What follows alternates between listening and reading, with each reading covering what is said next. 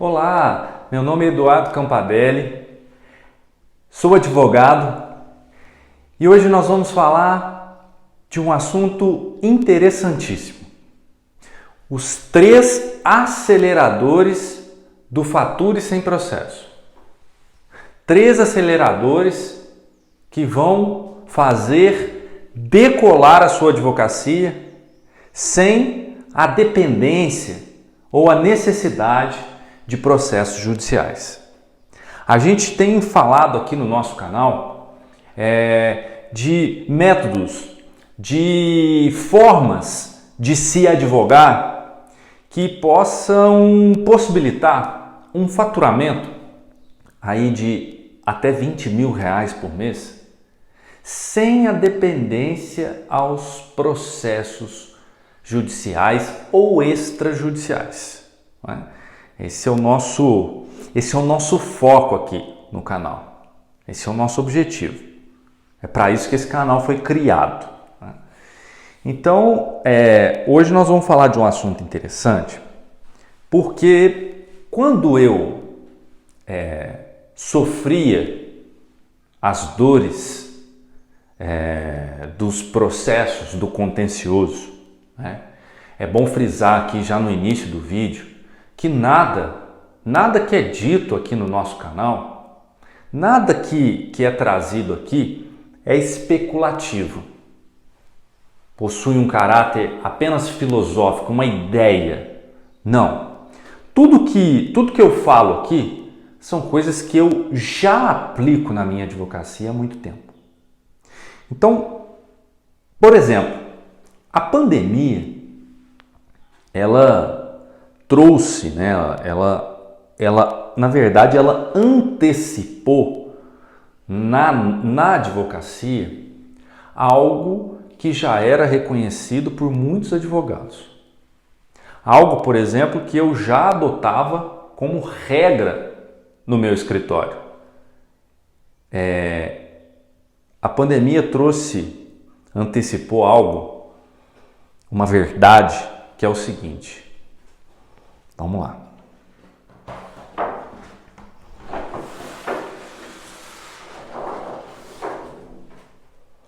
A pandemia, ela nos trouxe um dado interessante de algo que já está acontecendo e que vai aumentar, que é uma queda significativa no contencioso e um aumento, uma ascensão da advocacia consultiva.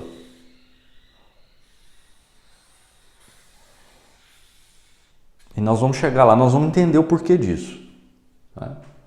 Então, o contencioso, ele tende a cair e a consultiva está, né, na pandemia, a contratação de advogados e advogadas para essa finalidade foi absurda, não é? Mas por que isso? Bom, primeiro nós temos que entender quais funções são privativas do advogado. Não é? Então, a Lei 8.906 de 94, lá no seu artigo 1º, ela traz assim, são atividades privativas da advocacia. Postulação em juízo,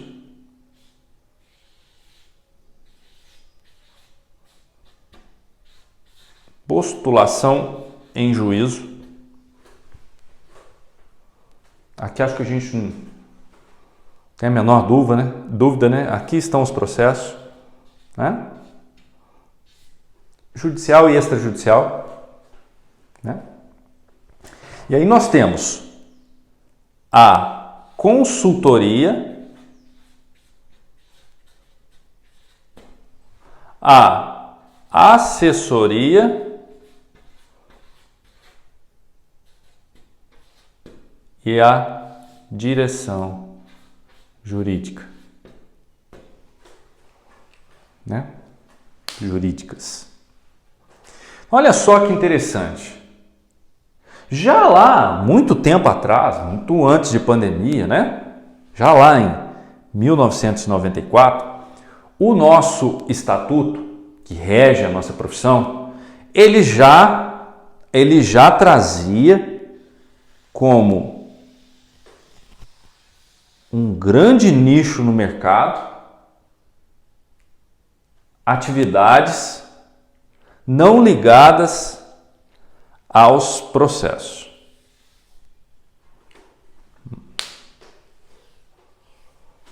Atividades não ligadas aos processos. E, estranhamente, né?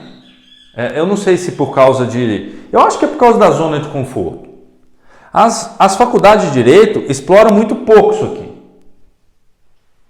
Quase nada. Eu não sei se é porque a gente estuda as leis materiais e existe uma mania, né, de achar que as leis materiais elas foram feitas para o processo judicial, né? As leis elas foram feitas para a vida em sociedade. Elas não foram feitas pro processo. Algumas específicas, né? Código de Processo Civil, por exemplo, Código de Processo Penal.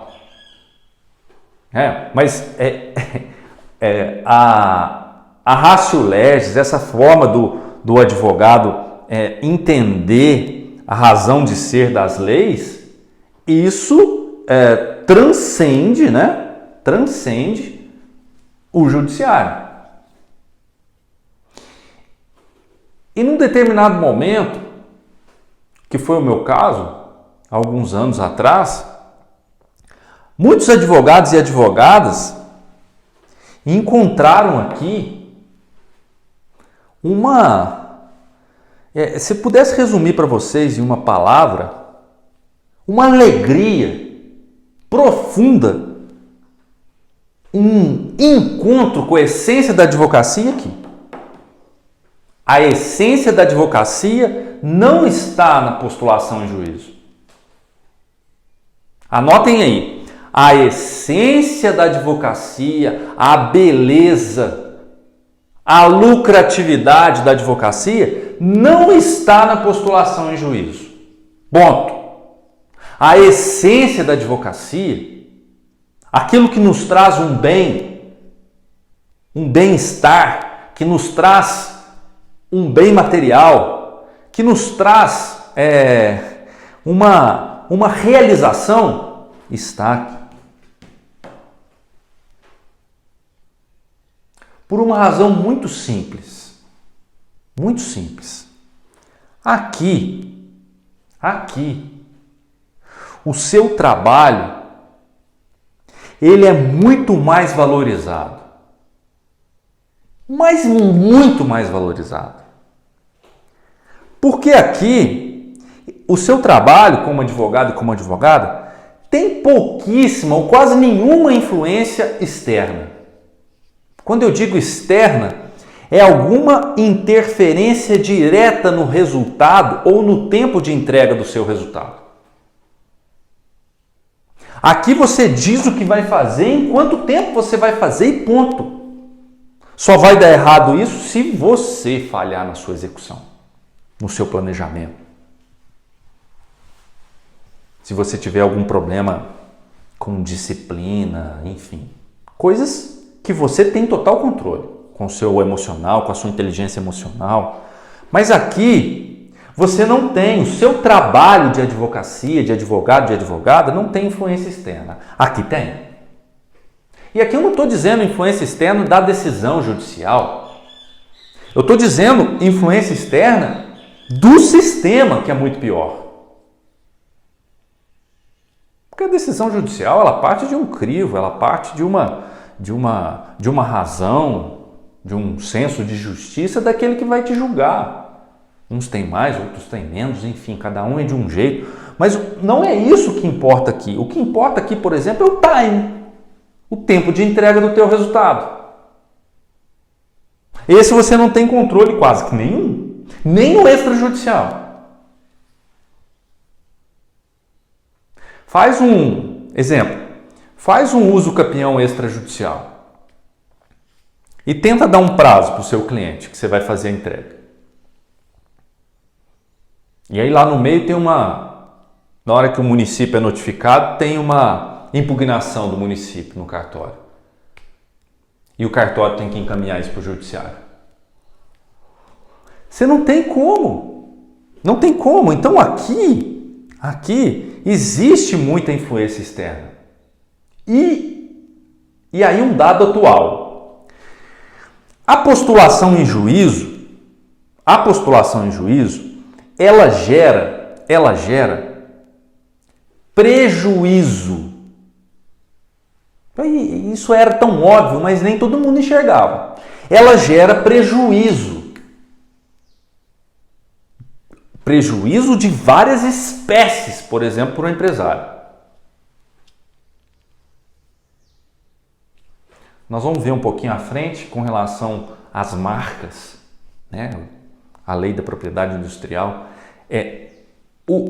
A marca de uma empresa, ela sofre uma afetação direta no valor direcionado à marca. Porque às vezes a gente pensa em processo, ele pode ou não gerar prejuízo para o empresário? Depende. Em regra, ele gera. Só o fato de estar postulando em juízo já está afetando a sua marca. Tendo ele razão ou não.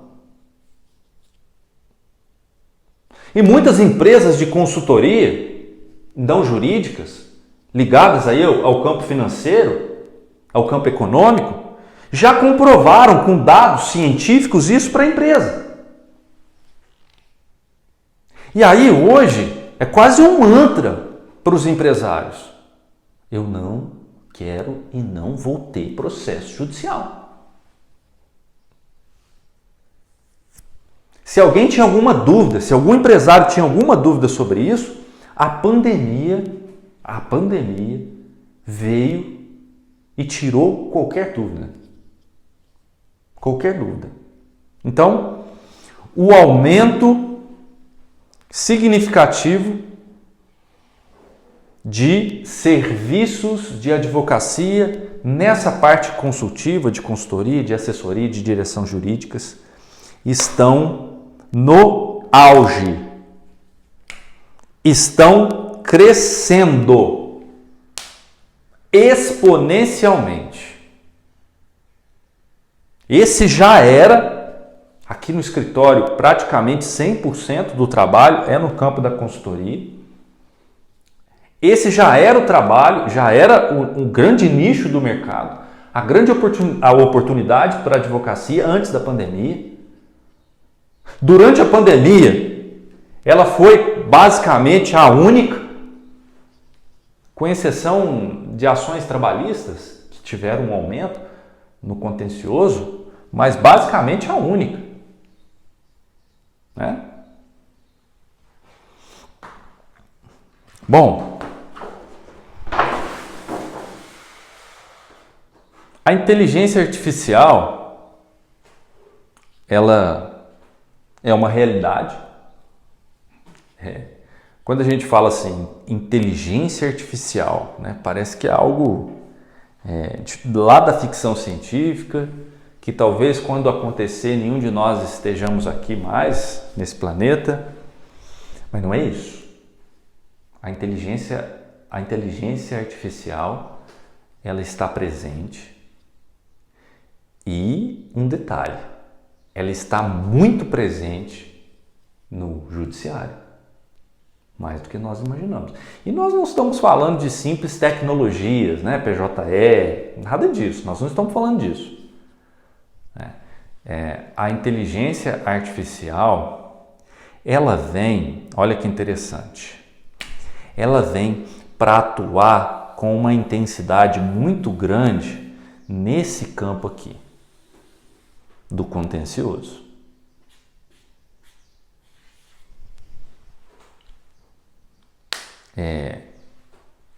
Uma das O Fórum Mundial Econômico de 2018 foi apresentado nele, né, um painel das atividades que basicamente deixariam de existir, e aí no quadro apresentava no meio as atividades que precisam de uma atenção muito grande e do outro lado, né, numa terceira coluna, as atividades novas que surgiriam, né?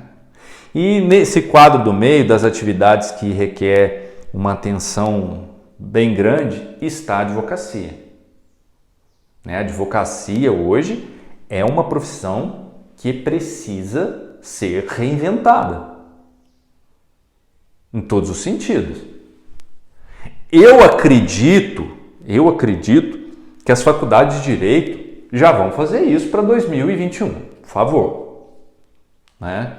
Já vão mudar um pouco essa grade que é formatada, né? Que segue os moldes de uma formatação lá da década de 70. Né? As grades são atualizadas só no que tange a legislação material. Isso é óbvio, né? Não vai estudar numa faculdade hoje uma lei que não está nem mais em vigor. Isso é o óbvio. Mas não dá mais, por exemplo, para não estudar empreendedorismo. Se o exercício da advocacia é um negócio, se o advogado, ele está advogado, mas ele é empreendedor, precisa mudar. Então a inteligência artificial, ela vem, e onde que ela vai afetar a advocacia? Aquelas atividades chamadas repetitivas, elas não serão mais feitas pelo advogado. Assim como elas já não estão mais sendo feitas no judiciário. Quer um exemplo? Ou dois? Projeto Victor, do STF, e Projeto Sócrates 2.0 do STJ. E olha só que interessante. Eu estava pesquisando no site do STF sobre o Projeto Victor, e a notícia que eu vi, olha, vou repetir do jeito que está lá no site. Inteligência artificial vai agilizar a tramitação de processo no STF.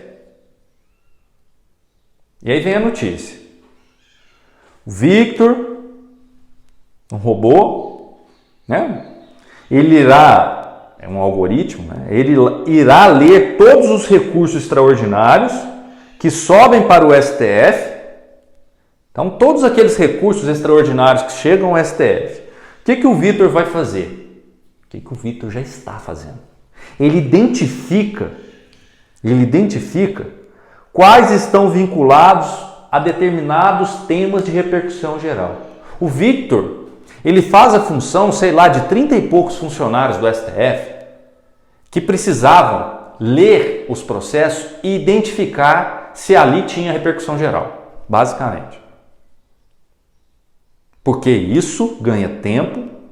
O ministro, quando recebe esse processo, ele já tem essa informação. Né? Imagina se ele tivesse que folhear, né? Ele e sua equipe. Então, olha só, o Victor, ele faz um trabalho que era feito de forma repetitiva por mais de 30 pessoas. Ele faz isso. Né? Claro, trabalho é conferido, é óbvio, né? Na hora que o ministro vai verificar lá ele e sua equipe, como ele já conferia antes também. Né? Muito interessante isso. Mas sabe de quando que é essa notícia? Maio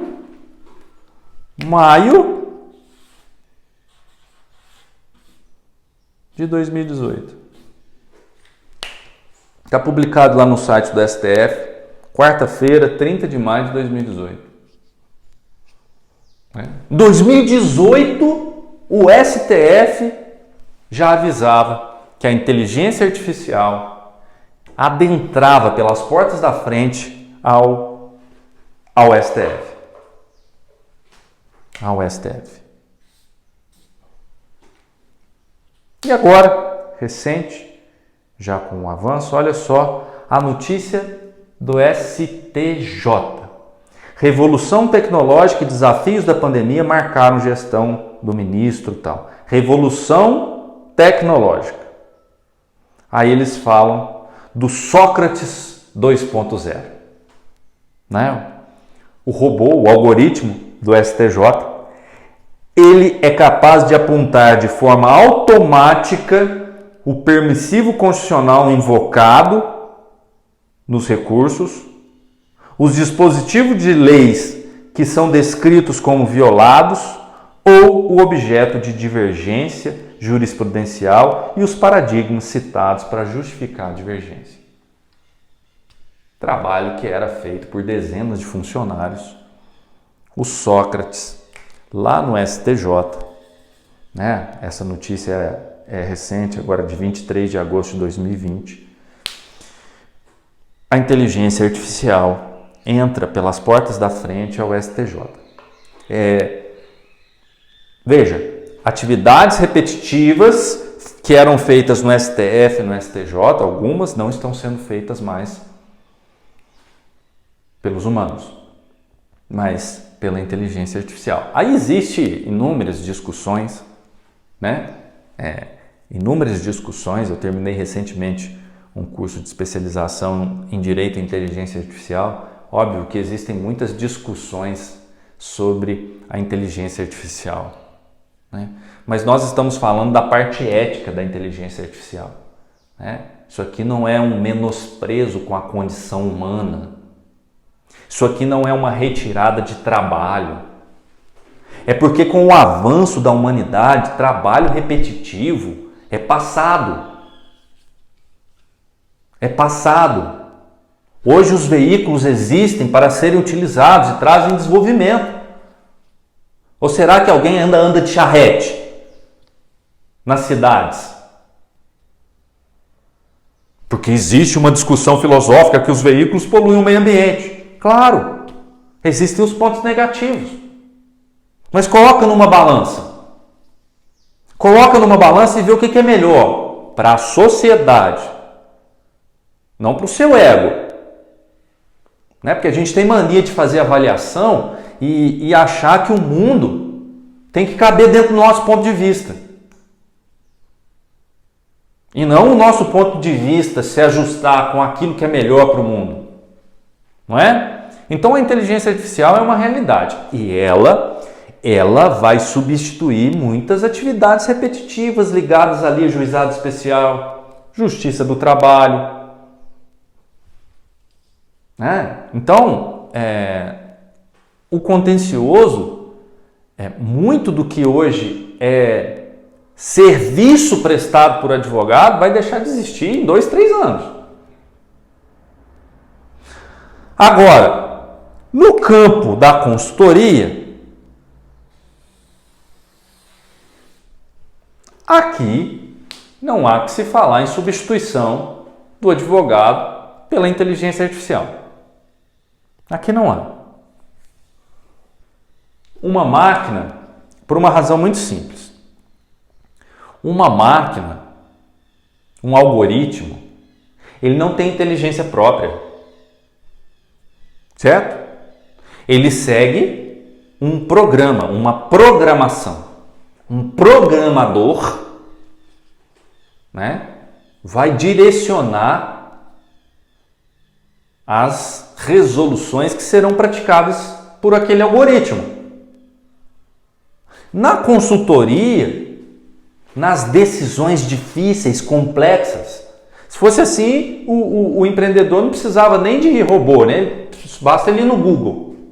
Google, o que eu faço aqui agora, né? Com essa decisão que nós estamos aqui na nossa mesa da presidência da empresa, não faz sentido. Então a advocacia consultiva, ela nunca será substituída por um robô, por um algoritmo. Exatamente porque ela exige aquilo que ele nunca vai ter, que é uma inteligência própria. Só ele deixa de ser robô e ele se torna um ser humano. Simples assim. Né? Essa é a diferença. Essas discussões que tem por aí, se o robô vai nos ultrapassar, né? Qual que é a responsabilidade civil de um robô, enfim, responsabilização. Isso tudo tem uma razão de ser, mas para mim, a diferença nossa de um ser humano e de um robô, essa diferença ela é inacessível. O robô nunca vai conseguir ter uma inteligência própria. Simples assim, tá? Então, continuando aí nossa reflexão, já que o tema nosso hoje é 3 aceleradores para se faturar até R$20 mil por mês sem a necessidade de processo, nós temos aqui o primeiro acelerador: consultoria. A consultoria. Eu trouxe aqui um exemplo para vocês atual do quão a consultoria cresceu nesses 3 setores agora nos últimos 6 meses. Assim, foi algo estarrecedor, né? A consultoria, por exemplo, no campo tributário, a consultoria tributarista, ela era mais pontual. Em regra, o empresário, ele contratava a consultoria jurídica tributária quando o problema jurídico tributário já estava instalado, não é? Então, o problema jurídico tributário estava lá instalado, o empresário então falava: opa, preciso de uma consultoria jurídica aqui. A pandemia, ela veio e ela mudou esse comportamento no meio empresarial.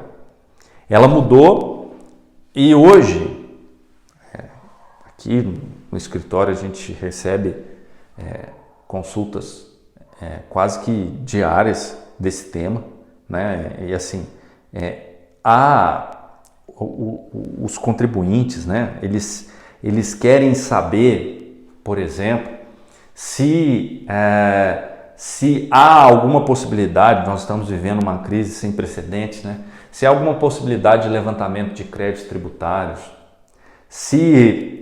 importantíssimo, muito questionado, né? Se há alguma lei federal, se há algum mecanismo que possibilite um replanejamento tributário, né? Se nesse momento aí é possível fazer a prorrogação de algum tributo,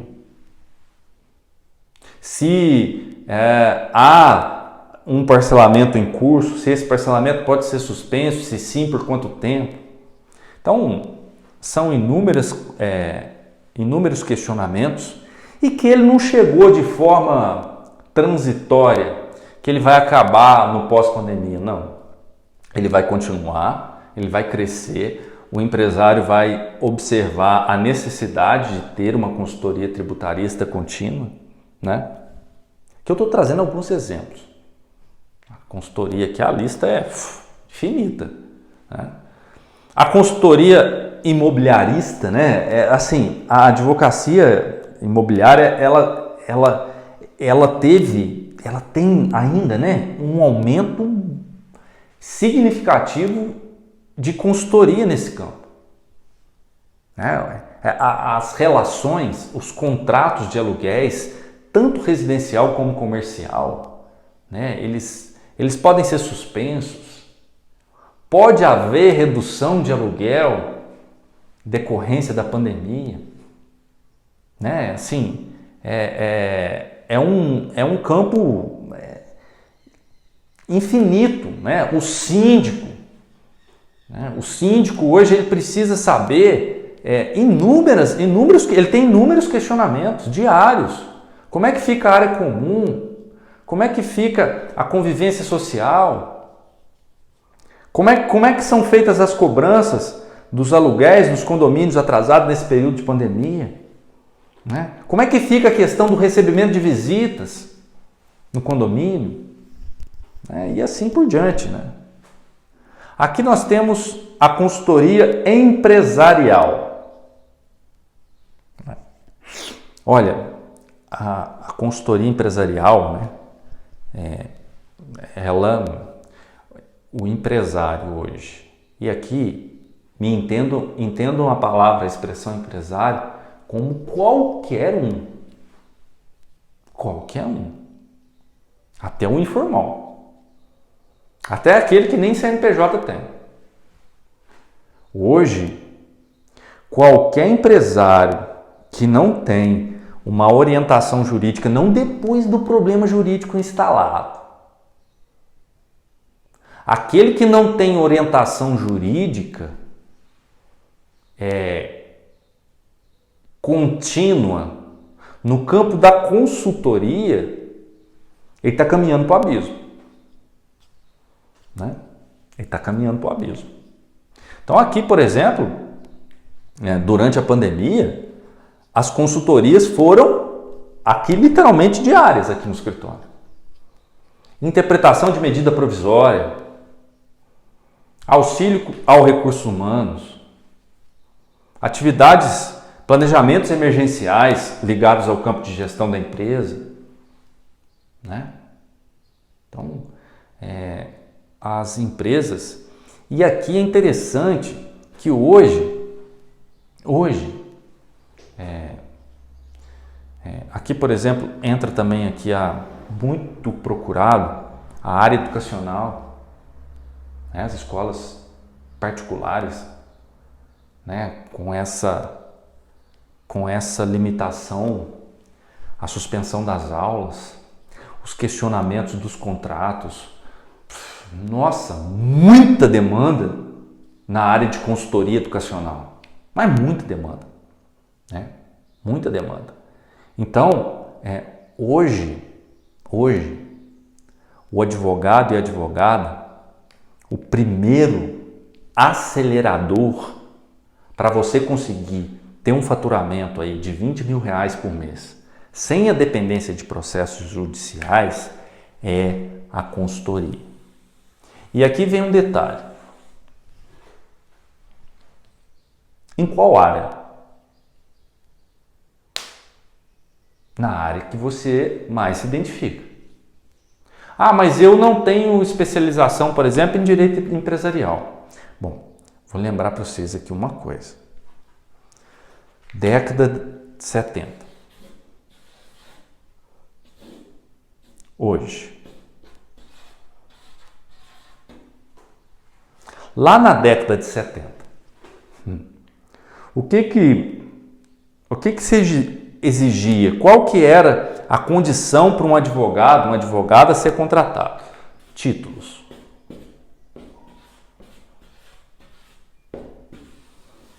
Só isso.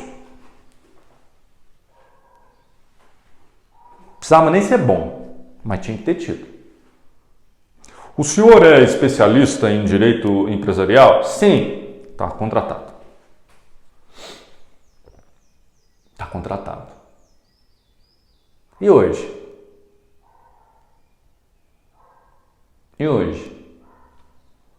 Hoje, você precisa ter uma coisa que se chama autoridade.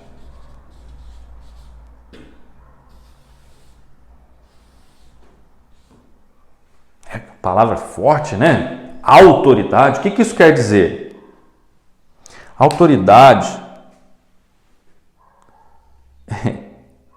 é algo que está lá na mente do seu cliente ou do seu possível cliente.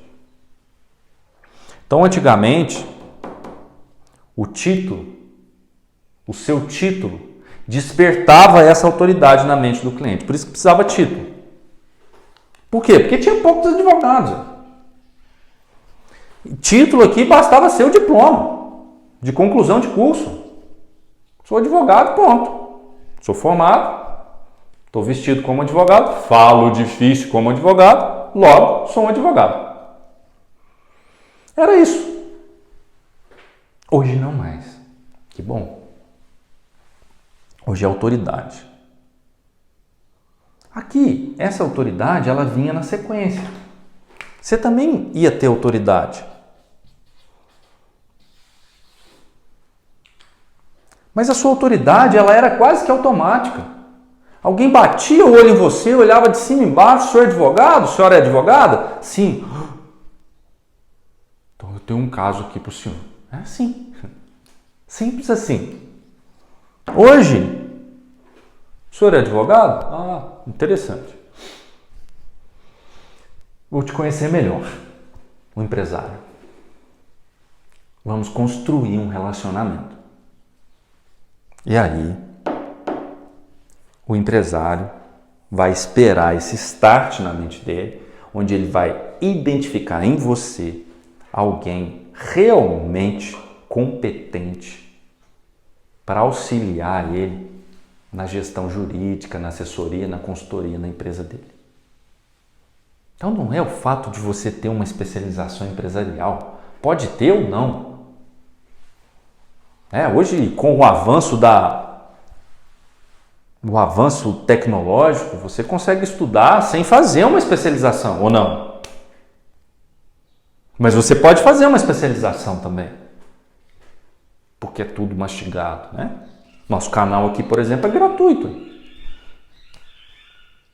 Assim, a gente tem muita informação boa, de valor, hoje gratuita, de forma gratuita. Então, o que vocês precisam ter nesse momento é um start na mente do seu cliente. Então, você precisa, hoje, o caminho mais eficaz para isso é você produzir conteúdo de valor nas mídias sociais, na internet, ter um site, escrever, botar lá seus artigos, né? E aí você começa a... Por que esse aqui é o primeiro acelerador do Fature sem processo? Bom, por uma razão muito simples. Tudo isso que nós falamos de consultoria, ele não acontece aqui, ó.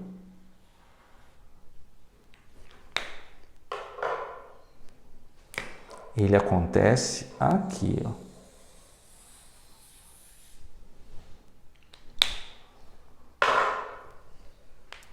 Antes, sem o digital, agora, com o digital. Antes, você fazia uma limitação territorial para a sua atuação, para a sua consultoria. Hoje você não tem mais isso. Hoje a sua atuação é muito mais ampla. Hoje você está em São Paulo e pode fechar um contrato de consultoria mensal com uma empresa que está no Pará. Você está no Rio Grande do Sul e pode fechar uma consultoria com uma empresa que está em Fortaleza. Não existe mais limitação territorial. As pessoas hoje estão fazendo videoconferências. Eventualmente possa precisar de uma reunião presencial, muito raro, com a pandemia e, claro, depois da pandemia. Olha só como que amplia o campo de oportunidades. O campo de oportunidades que vai surgir. Por exemplo, você vai prestar uma consultoria para escolas, uma consultoria educacional. Quantas escolas tem na sua cidade? Agora, quantas tem no seu estado? Agora, quantas tem no país? Tá vendo como é que muda? Né? Não se esqueçam disso, tá? Muito importante. Segundo acelerador. Esse a gente faz muito aqui no escritório. E antes da pandemia, ele já era... Ele não era o nicho que gerava o maior índice de faturamento para o escritório, mas ele gerava um bom faturamento. Ele gera um bom faturamento para o escritório, que é o que eu chamo aqui de campo das marcas. Eu gosto muito de subnichar, de ser o mais específico possível. Então, aqui no escritório, a gente não lida, por exemplo, com todos os registros ligados ao Instituto Nacional de Propriedade Industrial. Aqui a gente lida apenas com registro de marcas. E está muito bom. Aqui a gente não faz patente. Nossa, mas por quê, né? Se a lei já permite, se você já trabalha com propriedade industrial, é mais fácil de você conseguir autoridade, de você conseguir reconhecimento. Quanto mais específico você for numa área, num nicho, melhor. Melhor. Então, o registro de marcas, onde que está o caminho das pedras? Por que ele gera tanto lucro para um escritório de advocacia? Por uma razão muito simples. Esse avanço tecnológico ele já vinha antes da pandemia. Né? Quando não existia tanto as mídias sociais, sei lá, 15 anos atrás, algum conflito que pudesse dar, por exemplo, no território brasileiro, uma empresa que está lá no norte e uma outra que está lá no sul, empresas pequenas, muito pequenas, cada uma lá com a sua marca, idênticas às vezes, ou muito similares, e elas não se encontravam, elas não se conheciam. Às vezes uma tinha um registro, se preocupava com isso e tinha um registro, porque sei lá, queria crescer ao ponto de virar de estabelecer um sistema de franquias, enfim. Mas elas não se conectavam, trabalhavam muito com o local ali, né? O regional. Com o crescimento das mídias sociais, Facebook, Instagram, Google e outros, as empresas elas migraram para as mídias sociais, né?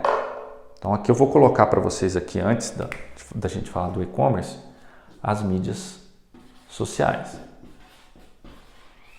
Mídias sociais. Então, as empresas começaram a criar lá uma fanpage no Facebook, um site, enfim. E aí elas começavam a descobrir que existiam no mercado brasileiro outras empresas com o mesmo nome ou similar. Porque às vezes o empresário, quando ele vai criar a sua identidade, ele se esquece, né? Assim, olha o tamanho disso aqui. Se você vai assessorar uma empresa, quando ela está, desde o início, ela está criando a sua marca, por isso que o empresário, às vezes ele tem prejuízo, porque ele deixa de contratar um jurídico logo no início, para caminhar com ele desde o início do empreendimento. Então ele vai criar a sua identidade. O que ele quer pôr na sua identidade? Algo ligado ao seu serviço. Né? Algo ligado ao seu serviço. Então, sei lá, padaria São José. Padoca São José. Põe um nome religioso, porque ele tem uma fé, né? Claro, respeitando a fé de todo mundo, óbvio, não é isso. Mas ele tem uma fé, mas todo mundo tem fé. O raciocínio é esse. O concorrente dele também tem fé. Às vezes o concorrente dele é da mesma crença que ele. E aí ele põe na marca dele a crença dele. E ele põe na marca dele aquilo que ele presta como serviço. Grande equívoco. Grande equívoco. Ele vai ter problemas. Se ele quiser tentar fazer isso, a primeira coisa, antes dele fazer qualquer material de publicidade, antes dele fazer a logo, antes dele pagar lá para fazer a logo, ele precisa fazer uma consulta no NPI para saber se esse nome já existe. Bem provável que já exista. A gente está dando o nome de São José aqui, por exemplo. São José existe há quanto tempo? Será que ninguém lá atrás não pensou em registrar alguma coisa como São José, uma padaria, por exemplo? Porque o empresário cria, ele consulta só o contador não entende disso, ele não tem essa formação, né? E aí ele consulta o contador olha lá a razão social no nome fantasia, está disponível na junta, está valendo. Vamos que vamos. E depois ele tem um problemão quando ele é notificado. Exemplo aqui da padaria São José, né? Pela padaria São José que tem um registro no NPI, dando um prazo de 30 dias para ele se eximar de qualquer uso desse nome, porque ela tem um registro. Ele já gastou com material publicitário, uniforme dos funcionários, todo o material dele de embalagem, adesivo, placa, mais de uma centena de mil reais, né? Mais de 100 mil reais investido, onde ele vai perder tudo isso, vai pro ralo, porque ele economizou numa consultoria de marca, de registro de marca, né? Por quê? Porque quando você vai criar a sua marca, quando o empresário vai criar a marca dele, o que é a marca? É o rótulo. O que Doriana tem a ver com margarina? O que maçã tem a ver com celular, com tablet? O que o Rio Amazonas tem a ver com a tecnologia da Amazônia? Porque a Amazônia vem de Rio Amazonas, por causa dos seus afluentes, e aí naqueles afluentes, né, ele queria um sistema de entrega rápido, por isso que ele criou a marca Amazon. Então, vocês estão vendo? A marca, gente, ela não é o seu produto. Ela não é o seu produto. A pessoa vai criar algo na educação, Educarte. Isso! Então, assim, quando a empresa faz essa consulta prévia, ela tem a segurança de que ela não vai ter problema, e esse problema pode ser milionário. Porque quando ela recebe uma notificação dessa, e a marca dela realmente coincidir, existe uma lei federal que protege aquele que é o detentor do registro da marca. Então você tem que tirar, não tem jeito, você vai ter que tirar.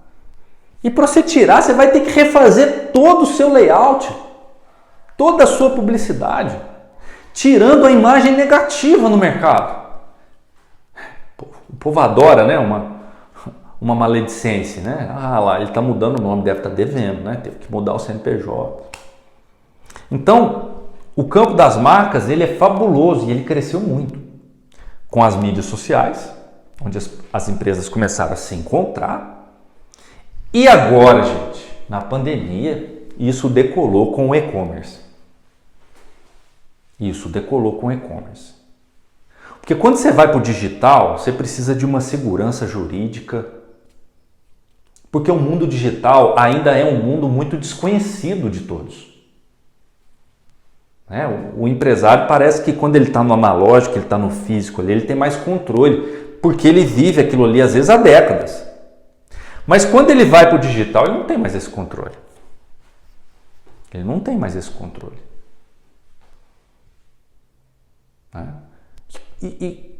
E por que ele não tem mais esse controle? Está relacionado com o terceiro acelerador. O nosso terceiro acelerador, que é a implantação da Lei Geral de Proteção de Dados. Essa super recente, né? Esse aí, então, ele é um acelerador que ele ainda não gerou frutos, né? Ele está gerando, né? Ele está gerando porque existem hoje mais de 20 milhões de empresas ativas no Brasil, nesse exato momento que o vídeo está sendo gravado. E todas, sem exceção, precisam fazer a implantação da LGPD. Além disso, existem profissionais liberais, dentistas, médicos, advogados, né? Contadores. Tem ideia da implantação de LGPD para um contador que cuida de dados? muitos dados, dados importantes, né? E outros. Então, a implantação da LGPD, né? A LGPD, por exemplo, às vezes o advogado que está acostumado com contencioso trabalhista, mas eu sou do contencioso trabalhista, né? Então, assim, eu sou muito de impetrar a ação, advogo para o reclamante, né? Tem muitos advogados que estão nos escutando nessa condição. Eu advogo para o reclamante. O que isso aí tem a ver comigo? Nossa, tudo! A implantação da LGPD no campo trabalhista, talvez o maior. Talvez o maior, porque os dados ligados à relação de trabalho são muitos, desde o pré-contrato. Por exemplo, você sabe responder o que pode e o que não pode? O empresário sabe? Posso pedir foto? No ato ali da pré-contratação? Posso pedir a foto dele? Eu tenho que justificar. Qual que é a minha justificativa? Qual que é a minha justificativa? O exame admissional, quais eu posso fazer? E quais as justificativas? Porque é isso que a lei exige. Né? Durante o período, aí depois, no período da contratação, no período que ele já está contratado, quais dados dele podem ser armazenados? Né?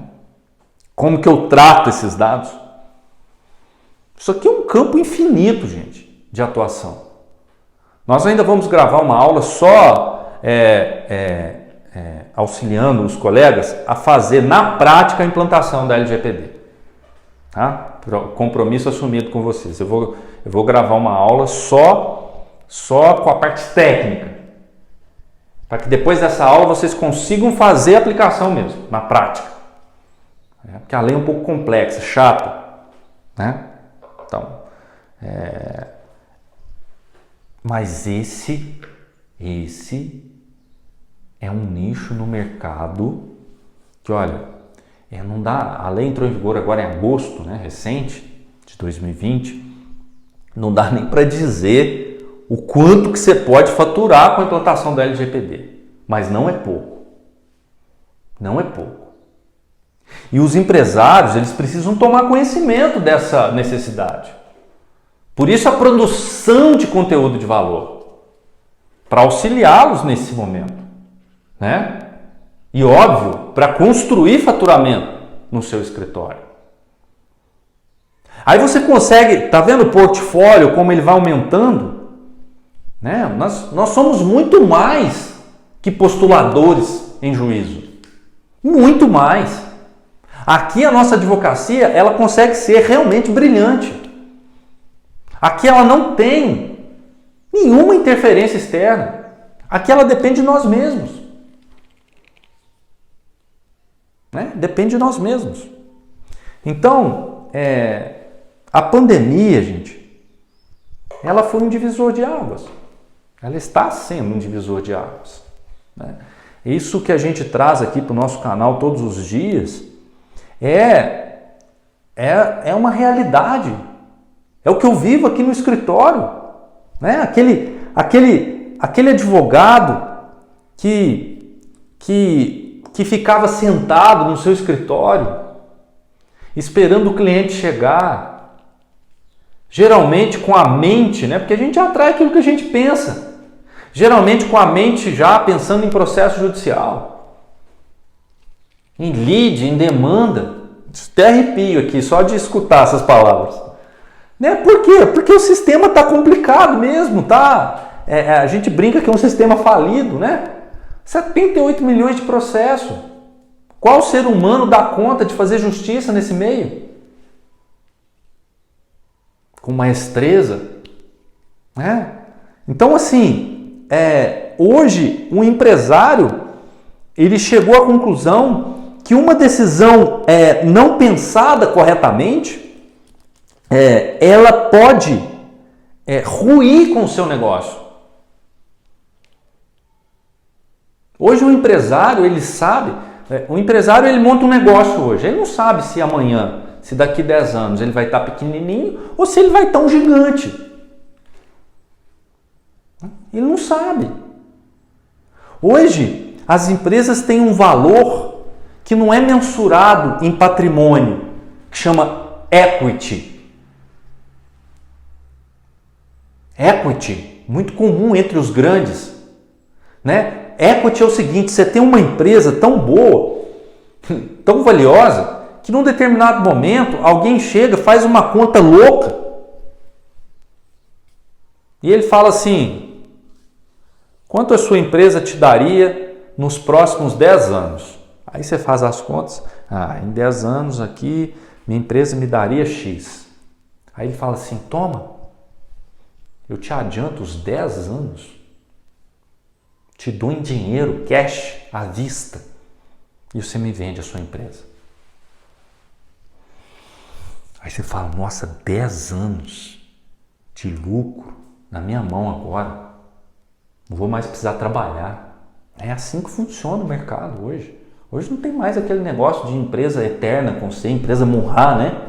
Fica com você, passa para os seus filhos. Não é assim mais que funciona o mercado. Ele pode até pegar esse dinheiro e começar de novo, em outro ramo ou no mesmo ramo. O equity. Então o empresário, ele sabe, por exemplo, que muitos processos judiciais, que uma vida rotineira de processos judiciais impede o equity ou desvaloriza. Ele não consegue uma proposta dessa no mercado. E como é que ele consegue sozinho se ele não tem a ratio legis? Ele não tem a habilidade que nós advogados temos de tomar certas decisões, né? Então, assim, o nosso trabalho como advogado, né, é mudar o nosso perfil. A advocacia do passado era aquela que olhava para o problema jurídico instalado. Aqui eu tenho um problema jurídico. E a partir desse problema jurídico, eu vou fazer isso, eu vou produzir essas provas, eu vou construir essa tese e nós vamos postular em juízo. Não tem mais isso. Por isso que às vezes a gente pensa que tem muita concorrência no mercado. Porque esse campo minúsculo de atuação é muito concorrido. Porque a maioria pensa assim. Não é olhar para cá, é olhar para lá. Olhar para o futuro. O advogado precisa olhar para o futuro exatamente como o empreendedor faz, o cliente dele. Olha para o futuro, para frente. Você não olha para problema jurídico. Muito pelo contrário. Se o empresário quer evitar problema jurídico, quem no mundo tem a maior habilidade para evitar problema jurídico, se não um advogado, uma advogada? Que conhece as minúcias de um problema jurídico? Se você pegar um relojoeiro, nem existe mais essa profissão, né? Mas se você pegar, ele sabe como produz um relógio. Porque ele conserta relógio. A vida dele é consertar relógio.